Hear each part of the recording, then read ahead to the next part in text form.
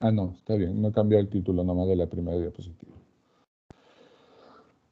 La falla cardíaca es una de los temas más importantes que tenemos, es una de las patologías que está en crecimiento y es por el alargamiento de la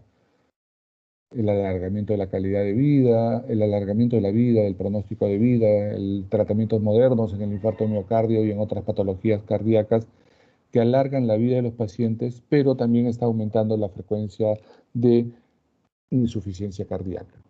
La insuficiencia cardíaca viene a ser aquella afección crónica que hace que el corazón no bombee la sangre con la fuerza suficiente, disminuye la contracción del corazón. Y esta insuficiencia cardíaca se conoce en el momento actual como insuficiencia cardíaca con fracción o función de contracción reducida, ¿no? También puede alterarse la diástole. La contracción está conservada, pero la diástole, la relajación está alterada. En ese caso se llama insuficiencia cardíaca con función de contracción conservada. Y el paciente va a tener dificultad para respirar, fatiga, hinchazón de piernas, alteración del ritmo cardíaco, generalmente taquicardia, ¿no? Muy bien. El paciente va a llegar así, con falta de aire, que no puede estar echado, no puede respirar y el pulmón está congestionado, ¿no? Edema agudo pulmonar, no tolera el ejercicio, le falta el aire al caminar, corazón late rápido, puede haber dolor y pérdida del conocimiento.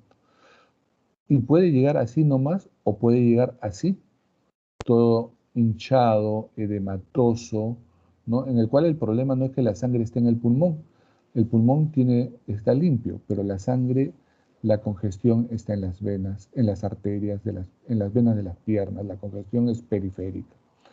Habrá ascitis, anasarca, dolor hepático, hinchazón, edema de miembros inferiores, ¿no? Y entonces, en algunos pacientes están presentes ambos tipos, en unos solamente congestión pulmonar y en otros solamente congestión periférica. El hecho es que en la insuficiencia cardíaca, uno de cada 5 pacientes con enfermedad cardíaca va a desarrollar insuficiencia cardíaca. El 50% de personas diagnosticadas morirá en los 5 años posteriores al diagnóstico. Uno de cada 5 tiene 3 síntomas frecuentes de insuficiencia cardíaca. Lo más habitual, falta de aire, edema de miembros inferiores, aumento de peso y dificultad en los movimientos porque no pueden realizarlos. Y la insuficiencia cardíaca, la mortalidad va aumentando con los años y también hay mortalidad, muerte súbita, que también aumentará con los años, ¿no? Como decíamos en esta lámina, la mitad de los pacientes habrá fallecido a los 5 años si es que no ha recibido tratamiento adecuado, ¿no? Se clasifica en 4 estadios, ¿no?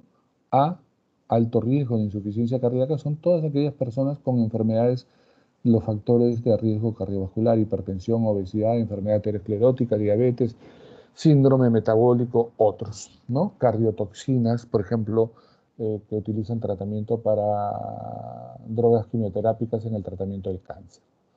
El grupo B, pacientes con enfermedad cardíaca estructural, pero que no tienen síntomas ni signos de insuficiencia cardíaca. Pacientes que han tenido un infarto, pero han quedado funcionalmente bien. Pacientes que tienen el corazón grueso en la hipertensión arterial, pacientes que tienen enfermedades valvulares asintomáticas. El estadio C ya habrá enfermedad cardíaca estructural, el paciente tendrá síntomas previos o actuales, como la falta de aire, como la intolerancia al ejercicio. Y el estadio 4, que será la insuficiencia cardíaca refractaria, que requiere un tratamiento altamente especializado. Esta es la evolución en el tiempo. El paciente va a estar estable durante un tiempo, va a tener recaídas, pero cada recaída va a ser de que nunca regrese a su estado previo. Y cada vez las recaídas serán más frecuentes hasta que finalmente el paciente fallecerá. Esto en la mayoría de pacientes, si lo dejamos a la historia natural, un promedio de 4 a 5 años.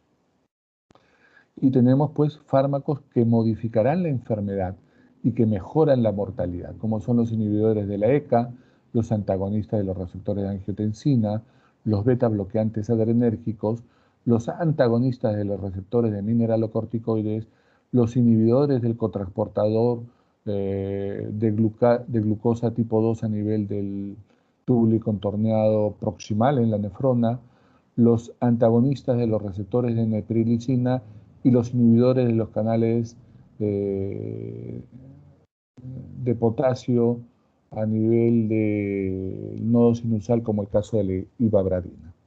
Los fármacos para la congestión, fundamentalmente nos interesan los diuréticos de asa, que son los más utilizados. Otras alternativas en el tratamiento crónico, la digoxina y otras drogas. Pero el paciente se descompensa en sus estadios, como les he enseñado, y el paciente requerirá intervenciones agudas con fármacos inotrópicos que mejoran la contracción cardíaca y o fármacos vasopresores que mejoran la presión arterial.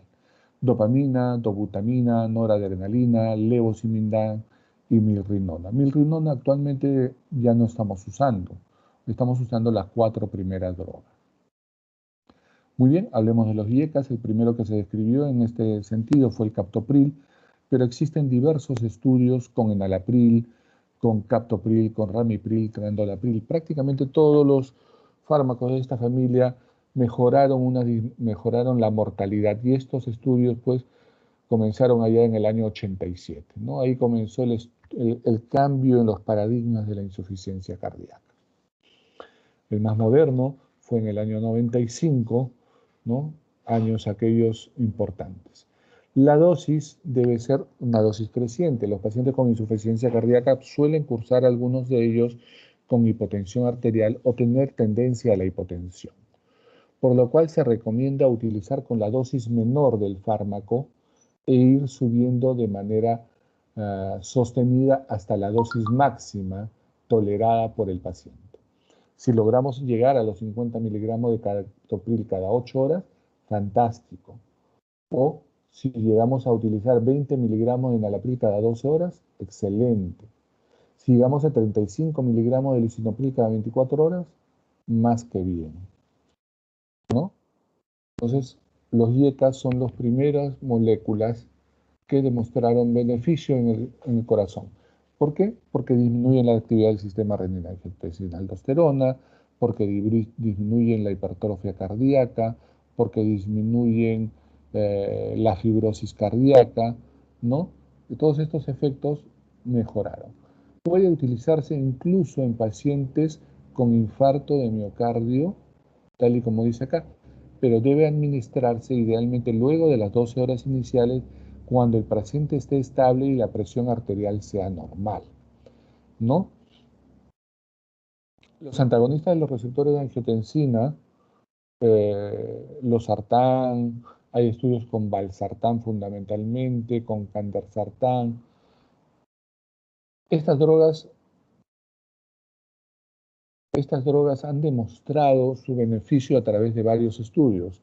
El CHARM para candesartán, el VALGEF, ¿no? O el char adicional. Todos ellos en pacientes con baja capacidad de contracción. La fracción de eyección del ventrículo izquierdo es un índice ecocardiográfico, ¿ya? Y acá se ha tomado como medida para incluir a los pacientes 40% de fracción de eyección. Lo normal debe ser más de 50. Con clase funcional que va de 2 a 4, o sea, pacientes sintomáticos de leves a severos, ¿ya? Y que no toleran IECA en el primer caso, o que no han respondido bien al tratamiento con la IECA, entonces se lo cambia por antagonista de los receptores de angiotensina.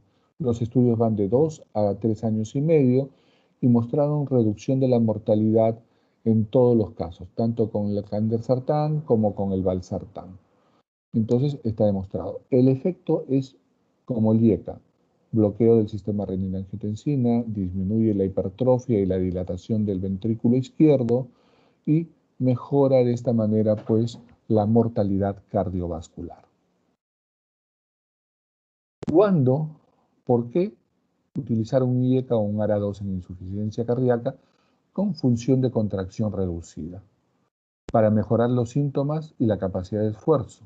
El paciente va a mejorar su capacidad para caminar, para hacer su actividad, por lo tanto su calidad de vida. Va a disminuir las hospitalizaciones. Se ha demostrado que cada empeoramiento, cada hospitalización el paciente sale peor y su pronóstico se ensombrece. Y buscará aumentar la sobrevida, que no se mueran a los 5 años, sino que vivan más y mejor. Potencialmente, todos los pacientes con insuficiencia cardíaca, con fracción de eyección menos de 40, es el tratamiento de primera elección hasta hace un par de años, ¿no? Y digo hace un par de años porque aparecieron estudios importantes que los vamos a revisar más adelante. Aparecieron los ARNI, aparecieron los ISGLT2 y los paradigmas en el tratamiento de la insuficiencia cardíaca están cambiando y evolucionando. El paciente va a recibir de primera elección esto y normalmente debe estar asociado a beta-agonistas adrenérgicos y antagonistas de los receptores de mineralocorticoides. Es como decir, ese triunvirato era el manejo conceptual que se tenía de la insuficiencia cardíaca y es el manejo que debe tener el médico general. Los IECAS son beneficiosos para todo paciente con disfunción ventricular izquierda, aunque no tenga síntomas de insuficiencia cardíaca.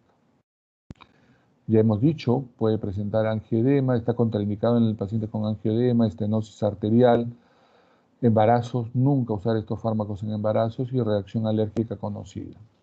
Puede causar hiperpotasemia, hay que tener precaución en los pacientes con baja depuración renal, menos de 30, hipotensión ortostática puede causar o sintomática o asintomática, hay que controlar la hipotensión, que es la dosis tolerada, ¿no? El paciente va subiendo, pero comienza a hacer hipotensión, hay que regular la dosis.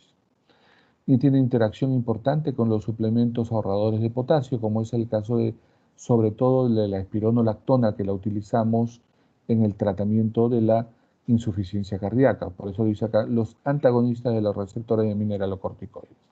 Ya no se utilizan los inhibidores directos de renina, el alisquiren se los mencioné en la clase de antihipertensivos, pero no lo desarrollamos porque no se usa, fue retirado del mercado. ¿Ya? Muy bien. Los beta bloqueadores adrenérgicos, fundamentalmente usamos metoprolol, bisoprolol, carvedilol y actualmente no está incluido en esta diapositiva también el nebivolol. Hay diversos estudios, el más conocido es el CIVIS, el MERIT, ¿no? Y en todos ellos hubo una disminución de la mortalidad cardiovascular entre el 20 y el 50%, ¿no? Y también hay una cosa, estos pacientes cuando son jóvenes pueden ser electivos de trasplante cardíaco. En estos estudios también se mejoró el paciente de su nivel de riesgo y por lo tanto el periodo para ir a trasplante, incluso ir a trasplante con una mejor opción de resultados. Se utiliza en pacientes con fracción de eyección disminuida, ¿no? Si tienen la frecuencia cardíaca elevada, mejor aún, ¿ya? Pacientes sintomáticos que ya están recibiendo IECA y todavía tienen síntomas disnea de esfuerzo, se debe asociar a un IECA, ¿no? El paciente, eso sí, debe estar estable. El paciente que llega inestable por primera vez a la emergencia, llega disneico, que no tolera el decúbito, como la lámina que le presenté, con edema de miembros inferiores, ese paciente inestable primero hay que estabilizarlo, descongestionarlo y recién comenzar el beta bloqueador. Pero puede venir el paciente ya con diagnóstico de insuficiencia cardíaca. Si el paciente no está hipotenso y está un poco congestivo, pero no está francamente congestivo, no está en edema pulmonar, lo que podemos hacer es reducir la dosis del beta bloqueador. Pero si la congestión es importante, si hay hipotensión, si hay bradicardia, definitivamente hay que suspenderlo. El paciente para iniciar su tratamiento debe estar entonces fundamentalmente estable. ¿Ya? Si el paciente sale de una descompensación, lo ideal es primero estabilizarlo. Una vez estabilizado, utilizar el beta bloqueador lo más precoz posible durante la hospitalización. Por eso, antes del alta hospitalaria. Y se recomienda comenzar con dosis baja e ir subiendo la dosis hasta la dosis máxima tolerada por el paciente, que será cuando la frecuencia cardíaca baje de manera significativa, menos de 50 latidos por minuto, o cuando comienza a hacer hipotensión, o cuando el paciente comienza a tomar síntomas porque la frecuencia porque la dosis es muy alta. ¿Para qué dar beta bloqueadores? Para mejorar los síntomas y su capacidad de esfuerzo. La independencia y la calidad es importante, la calidad de vida. Reduce el riesgo de hospitalizaciones y aumenta la sobrevida de los pacientes. Todo paciente con insuficiencia cardíaca, con función de contracción disminuida, sintomático, debe recibir beta bloqueadores. Es tratamiento de primera línea y se usa asociado a IECAS y antagonistas de los receptores de mineralocorticoides. Recordar que debe comenzarse cuando el paciente está estabilizado, ¿no? Y son beneficiosos en la insuficiencia cardíaca grave, pero debe ser la dosis muy titulada con un especialista porque estos pacientes son muy lábiles y hacen hipotensiones, bradicardias con mucha facilidad. Es un arte. Contraindicado en el bloqueo auriculoventricular de segundo o tercer grado, cuando hay isquemia periférica en las arterias de miembro inferior, por ejemplo, pacientes asmáticos. Esto es relativo porque podemos utilizar un cardio selectivo, como el caso del bisoprolol, por ejemplo, ¿ya? En el EPOC no hay problema. El problema es con el asma. La reacción alérgica a alguna droga de esta familia. Precaución, cuando el paciente está en edema pulmonar, cuando está con falta de aire en reposo, insuficiencia cardíaca grave, en ese caso no debe usarse. Cuando se ha exacerbado, si el paciente no viene muy sintomático, podemos reducir la dosis o podemos suspenderla si está muy hipotenso, bradicárdico, ¿no? Si persisten los signos de congestión pulmonar con hipotensión, presión venosa yugular aumentada, edema periférico, intentaremos aliviar con diuréticos, ¿no? Antes de iniciar el tratamiento beta bloqueador. No usar con drogas como el verapamil o el diltiazem, porque estas más bien disminuyen la función de contracción y pueden potenciar los efectos de los beta bloqueadores. La digoxina no debe utilizarse con los beta bloqueadores de manera rutinaria, salvo si y solo si el paciente presente fibrilación auricular con respuesta ventricular alta y no controle la frecuencia cardíaca. La amiodarona, ¿no? La amiodarona se utiliza en la insuficiencia cardíaca cuando el paciente tiene arritmia ventricular. Entonces hay que administrarla con cuidado con los beta bloqueadores porque pueden potenciar su efecto. Y hay que tener también mucha precaución con la ivabradina. Ya hemos dicho que puede usarse asociado a ivabradina cuando el paciente con insuficiencia cardíaca, estamos a dosis altas o comienza a tener hipotensión y la frecuencia cardíaca en ritmo sinusal es mayor de 70. Entonces ahí podemos utilizarlo asociado a ivabradina, pero hay que controlar la frecuencia cardíaca que no baje demasiado ni hay alteraciones proarrítmicas.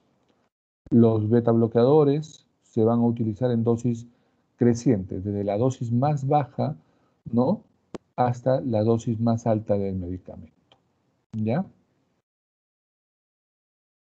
Luego tenemos a los antagonistas de los receptores de mineralocorticoides, y acá tenemos, en el mercado nacional tenemos espironolactona, y cuando comenzó la pandemia había llegado al mercado nacional la eplerenona.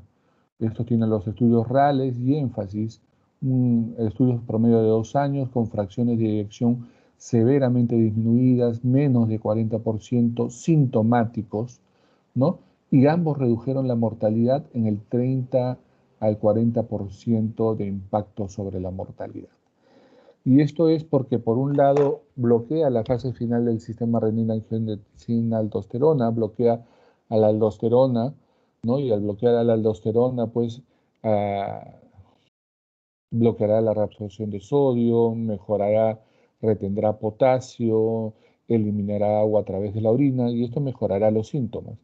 Pero además, este grupo de fármacos produce una disminución de la fibrosis cardíaca, con lo cual esta fibrosis cardíaca disminuirá y mejorará la contracción, ¿no? Además, disminuye la tasa de rehospitalizaciones y la mortalidad por todas las causas. ¿Cuándo utilizar? Asociado a beta bloqueadores y AIECAS para reducir los síntomas, reducir la hospitalización y la sobrevida, ¿no? Todo paciente con función de contracción con función de contracción disminuida, con una sintomáticos, ¿no? Y que estén usando ya IECAs y beta bloqueadores. Contraindicado en toda alergia que pueda tener a esta droga, con cuidado con pacientes que tienen potasio mayor a 5, porque retiene potasio, en los pacientes con disfunción renal, más que por la disfunción renal, porque estos pacientes son retenedores de potasio.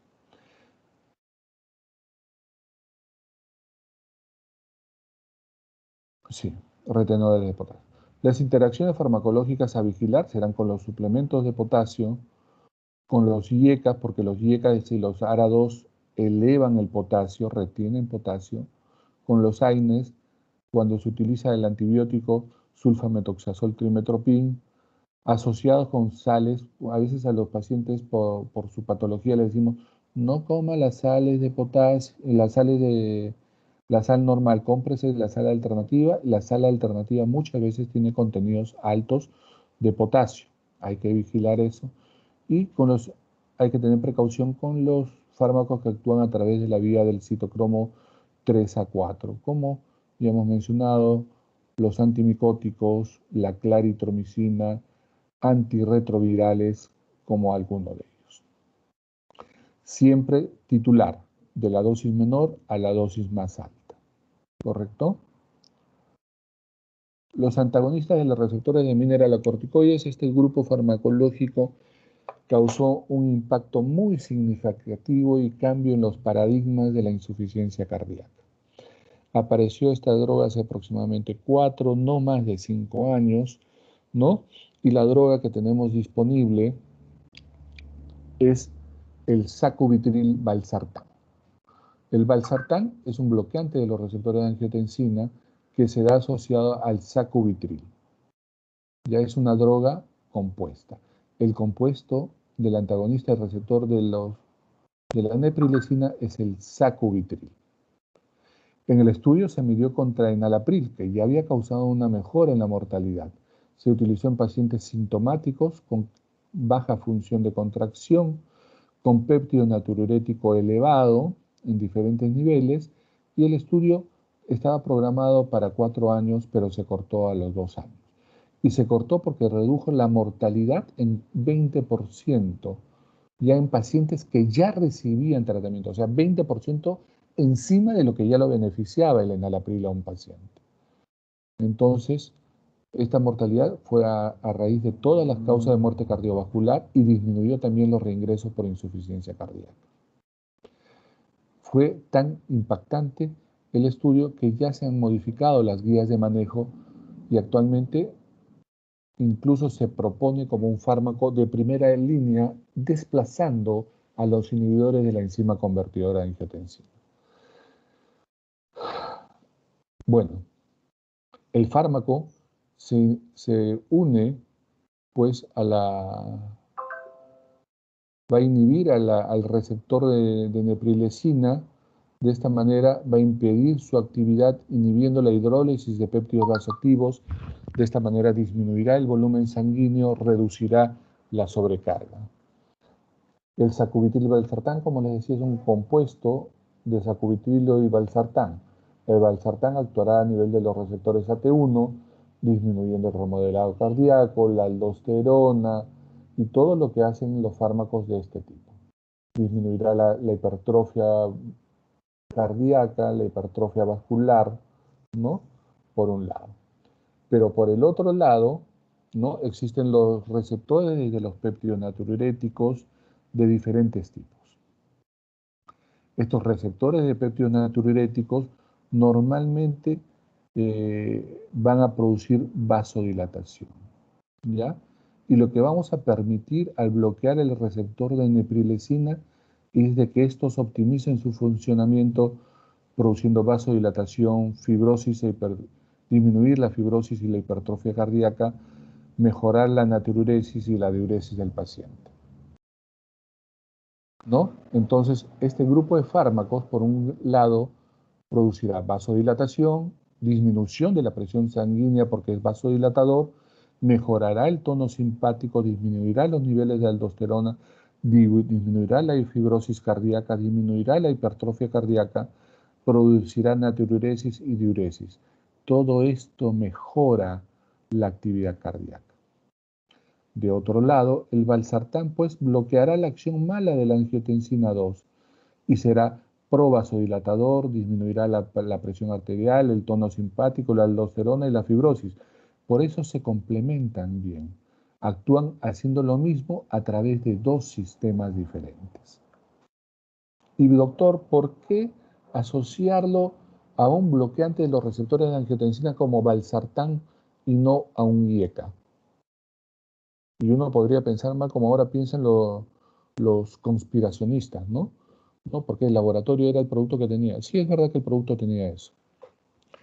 Pero cuando estaban en la fase experimental, cuando se asoció a IECA, se vio de que había eventos fatales asociados a edema angioneurótico. Es entonces que el paciente tiene efectos adversos, sí, pues, pero quizás su perfil metabólico sea mejor que el enalapril inclusive. Menos alteraciones del potasio, ¿no? Un poquito más de mareos porque es más hipotensor, un poquito más de vértigo por esta hipotensión. La hipotensión es más frecuente, como ven, 17%, ¿ya? La hipotensión ortostática es casi el doble del paciente con enalapril, pero tiene menos tos, ¿no? El índice de diarreas y síntomas gastrointestinales similares y tiene el doble de edema angioneurótico, ¿ya? Sobre todo cuando se asocia al cambio con el IECA. Si el paciente tenía insuficiencia cardíaca y usaba un IECA y lo queremos pasar a un bloqueante de los receptores de neprilecina, hay que hacer lo que se denomina un periodo de ventana. Se suspende el fármaco por 48, 72 horas y recién se comienza con el ARNI, con el sacubitril valsartán. No se debe dar antes porque este efecto del angioedema aumenta de manera significativa, ¿no? La disfunción sexual es similar, aunque se menciona que los bloqueantes de los receptores de antagonistas de la angiotensina 2 tienen un efecto sobre la disfunción sexual, ¿no? Sobre la función renal son similares, la fatiga crónica es similar, ¿no? Alcanzan concentraciones plasmáticas pico a las 2 horas, tiene una absorción y una biodisponibilidad dependiendo de la molécula, 60% para el sacubitrilo, 20% para el valsartán y se administra en 2 dosis diarias. Se distribuye ligado a proteínas de manera importante, el 96% aproximadamente, y atraviesa la barrera hematoencefálica de manera prácticamente nula. Se biotransforma a nivel del hígado por acción de las carboxiesterasas, ¿no? En un fármaco metabólicamente activo. Su eliminación es fundamentalmente renal, 60%, ¿ya? Y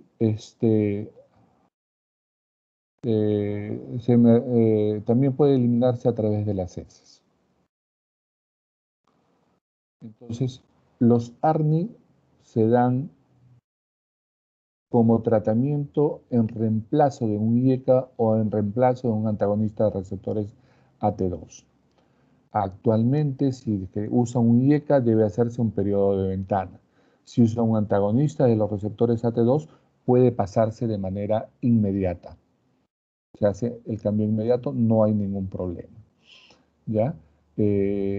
Actualmente incluso se recomienda iniciar lo más precoz posible porque el impacto mortalidad comienza tan rápido como a los pocos días y se puede comenzar, incluso el paciente está compensado en vías de compensación en la hospitalización.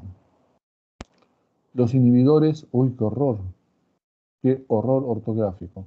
Los inhibidores de los receptores de la corriente de potasio a nivel de la despolarización diastólica espontánea. El estudio de ivabradina es el estudio SHIFT, se utilizó en pacientes con fracción de eyección sintomática con función contracción conservada durante la hospitalización por insuficiencia cardíaca, un estudio a 2 años, disminuyó la mortalidad en el 20% de manera variable, ¿no? también disminuye el riesgo de complicaciones. Estos actúan a nivel de los canales, ¿no? Cuando el canal está abierto, va a producir una alteración del flujo del potasio, lo va a bloquear y de esta manera va a hacer que la pendiente de la despolarización diastólica espontánea se aplane y gire hacia la derecha, disminuyendo la conducción y la despolarización diastólica espontánea, disminuyendo de esta manera la frecuencia cardíaca. Reduce la mortalidad y reduce las hospitalizaciones en pacientes estables con sintomáticos con fracción de eyección reducida en ritmo sinusal normal, con frecuencia cardíaca en reposo mayor de 70. Este es el paciente en el que se debe usar, ¿no? De preferencia, luego de probar el beta bloqueador a la dosis máxima tolerada, ¿no? Y en adición al tratamiento convencional de IECA, ARA2 o ARNI, beta bloqueador y antagonista del receptor de mineralocorticoide.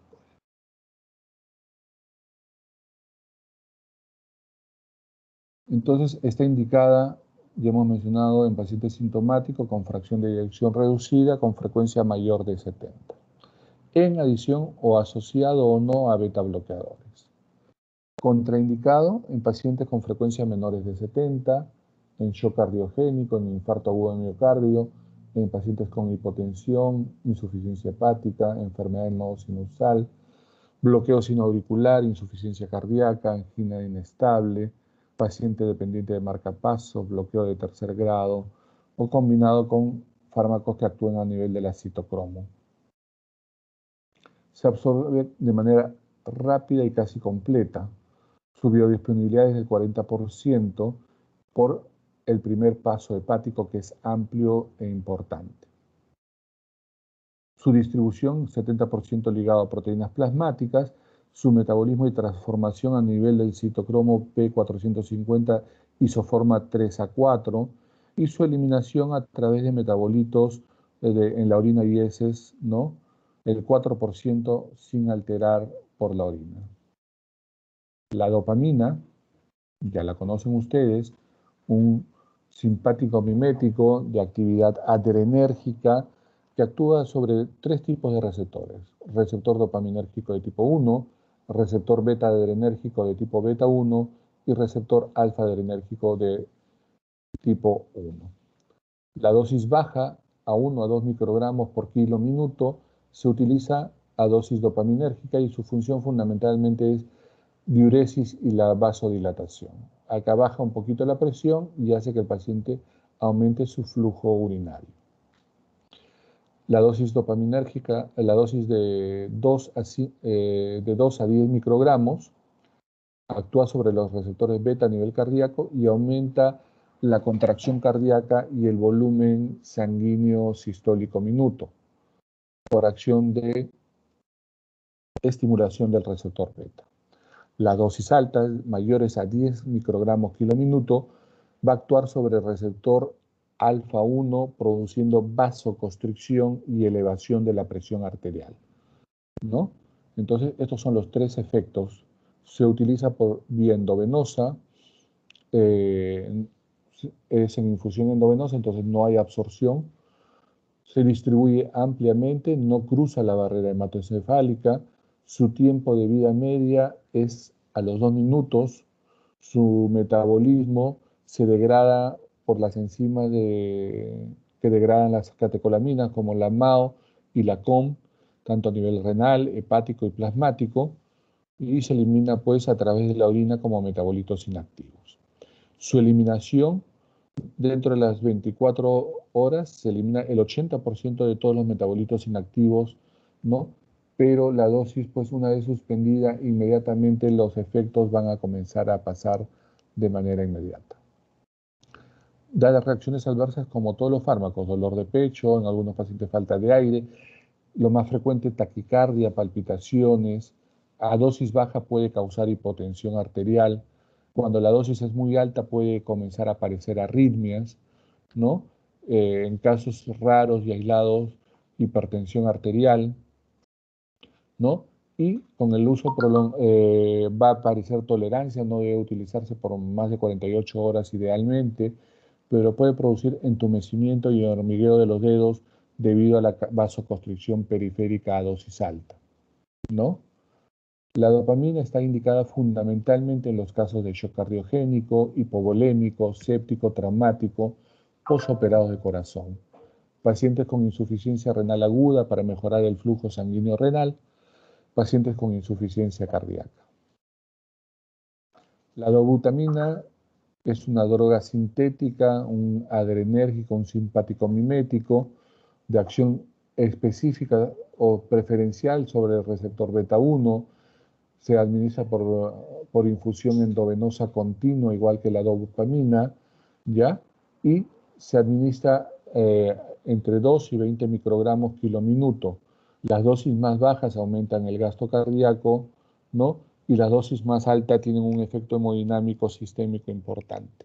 Se utiliza en los casos de insuficiencia cardíaca, en los casos de congestión pulmonar, shock cardiogénico séptico, cuando hay infarto de ventrículo derecho asociado a administración de volumen sanguíneo o en paciente que tiene insuficiencia cardíaca grave, refractaria, terminal, como paso al trasplante cardíaco.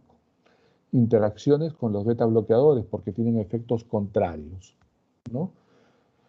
Contraindicado en pacientes que tengan bajo volumen o arritmias, porque el principal reacción adversa suele ser el incremento de la frecuencia cardíaca y un efecto de aparición de arritmias ventriculares. Tiene un efecto vasodilatador débil, por eso produce disminución de la presión arterial y debe administrarse por una vía central porque puede producir inflamación de las venas. La norepinefrina, que es el más potente de estos tres adrenérgicos, es una catecolamina endógena que ya se sintetiza.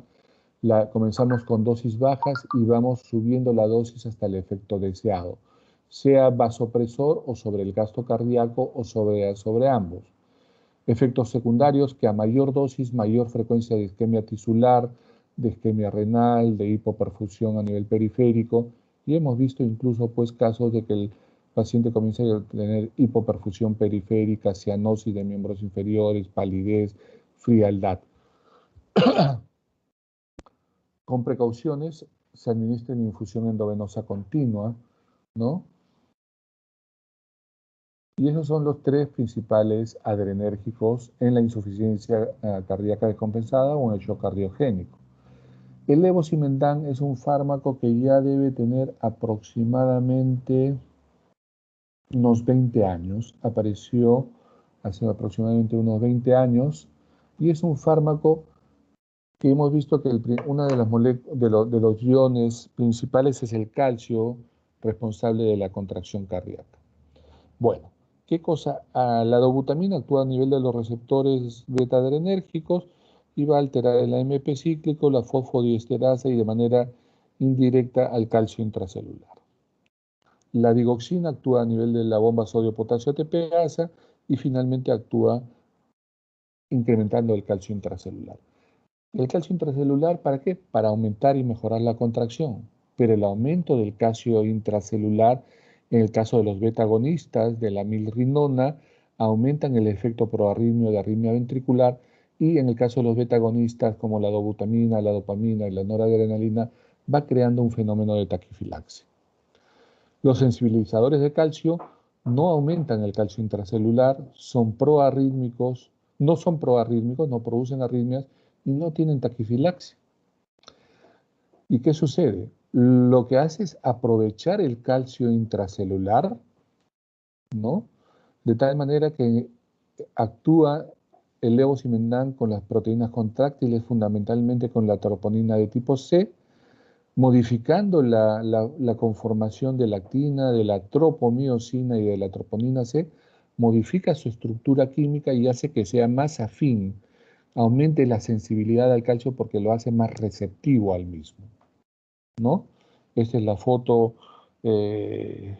microscópica de dicho evento. Entonces, la sensibilización al cálcico del aparato contráctil de la célula por el calcio, ¿no? Va a dar ser el responsable de mejorar la contracción cardíaca y va a mejorar el aturdimiento, que es el atontamiento que se produce después del infarto cardíaco. Hay una zona que queda atontada y no se moviliza bien. En los posoperados también. Aperturará también los canales de potasio relacionados al ATP, mejorará pues la fibra muscular lisa vascular y producirá vasodilatación de las arterias coronarias, por lo que puede ser utilizado en pacientes post-bypass coronario y incrementa la perfusión hacia los órganos y tejidos, por ejemplo, la perfusión renal y cerebral, que es importante. También apertura los canales de potasio de ATP relacionados en la mitocondria. Y este será un efecto cardioprotector y de protección de los órganos por el efecto antiisquémico. Tiene efectos hemodinámicos importantes, como la disminución de la presión pulmonar, mejora el gasto cardíaco, mejora el volumen de contracción, disminuye la resistencia vascular sistémica, disminuye la resistencia pulmonar, disminuye los niveles de péptido natriurético.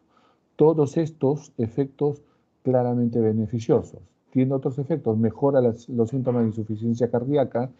En los pacientes con insuficiencia cardíaca avanzada ahora estamos utilizando lo que se llama bolos, pulsos del levosimendan, más o menos cada semana durante 4 a 6 semanas, y mejorando pues la sintomatología de pacientes con insuficiencia cardíaca avanzada. Puede utilizarse conjuntamente con bloqueadores, tiene un efecto sostenido porque da unos metabolitos activos que pueden durar hasta 4 semanas de manera circulante. No desarrolla tolerancia, no incrementa el consumo miocárdico de oxígeno, tiene un efecto antiisquémico, también disminuye la resistencia vascular pulmonar. Y estos son los dos principales estudios que mejoran pues, el beneficio y la sobrevivencia con el uso del levosimendan. Se ha utilizado en la insuficiencia cardíaca descompensada, en la insuficiencia cardíaca posinfarto, en la insuficiencia cardíaca posoperatoria, en el shock cardiogénico. La dosis va de 6 a 24 microgramos, dosis de carga, en infusión durante 10 minutos, y luego se da a una dosis de 0.05 microgramos a 0.2 microgramos, viendo y evaluando la presión arterial. Si hace hipotensión significativa, habría que suspenderla. Puede darse, como se da en casos avanzados, como han visto, asociada a catecolaminas como la noradrenalina, podría darse, pero producen hipotensión. Generalmente los estudios están asociados a uso de dobutamina, como es el caso del estudio LIDO.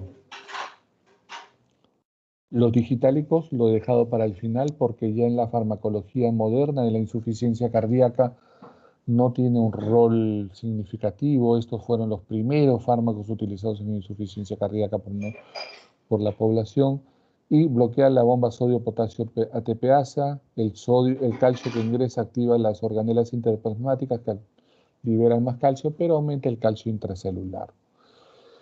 Aumenta el gasto cardíaco, mejora la fracción de contracción, disminuye la resistencia vascular sistémica, mejora los volúmenes diastólicos del corazón y aumenta el volumen urinario. Mejora la acción del parasimpático, inhibe la acción del simpático, disminuye la actividad del sistema renina-angiotensina-aldosterona y aumenta el efecto de los péptidos natriuréticos, efectos neurohormonales importantes y que antes no conocíamos. Sobre la electrofisiología, disminuye la conducción a nivel del nodo sinusal, del nodo auriculoventricular, y esto hace que disminuya la frecuencia cardíaca. ¿No? Tiene un nivel terapéutico muy corto, por lo cual la intoxicación digitálica es frecuente, y más aún si es que se utiliza asociado a algunos fármacos como diuréticos o antiarrítmicos, ¿no? Es de un inicio de acción lento, ¿ya? Es de un inicio de acción lento y su eliminación es fundamentalmente renal. Cuidado con los fármacos que disminuyen el potasio, como los diuréticos, como drogas cardiológicas como el verapamil o la miodarona, ¿no? O pacientes con beta bloqueadores. Cuidado con antiarrítmicos, como ya hemos mencionado, o con algunos antibióticos, porque puede producir intoxicación digital. Contraindicado en la cardiopatía hipertrófica, en la sospecha de intoxicación digitálica, en pacientes con bloqueo auriculoventricular de segundo y tercer grado, ¿no? En la fibrilación ventricular, en la fibrilación auricular con vía accesoria, porque estas pueden generar fibrilación ventricular. Muy bien. No hemos revisado la terapia diurética porque es fundamentalmente no cambia la mortalidad y es terapia que la idea es eliminar la cantidad y el volumen sanguíneo, bajar el volumen sanguíneo y bajar los edemas. Estas terapias en pacientes electivos pueden haber terapias avanzadas en la insuficiencia cardíaca. Trasplante, dispositivos de asistencia circulatoria, cardiomioplastías, mitroclip, restauración geométrica del ventrículo izquierdo, plastía mitral, bypass aortocoronario. Hay drogas en camino, ¿no? Actualmente los inhibidores del ISGLT2, como la empaglifosina y la canaglifosina, eh, han dado resultados muy importantes en los últimos 2 años y están a punto de ser incluidos en las nuevas guías de manejo porque disminuyen la mortalidad y las rehospitalizaciones. El canakinumab está en fase de investigación, igual que otros sistemas, ¿no? Muy bien, jóvenes. Hemos terminado. Si hubiera preguntas, si no hubiera preguntas,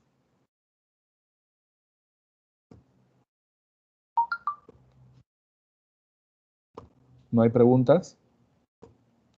¿Folly? Doctor, creo que no.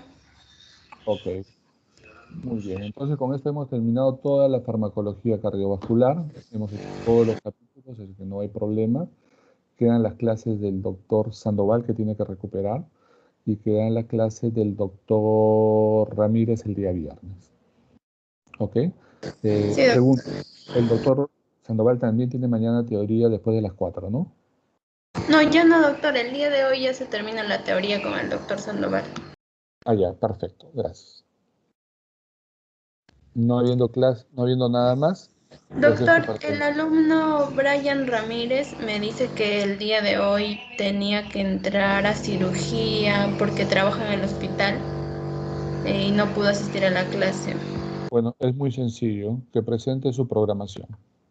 Hay una programación de sala de operaciones para eso. Entonces, la programación lo que hace es pide, le saca una copia de la programación y me la trae. Listo, no hay problema. Ya. También hay una compañera que tiene problemas con el internet. ¿Cómo haría con eso? Se le ha ido el internet de la casa y no puede entrar a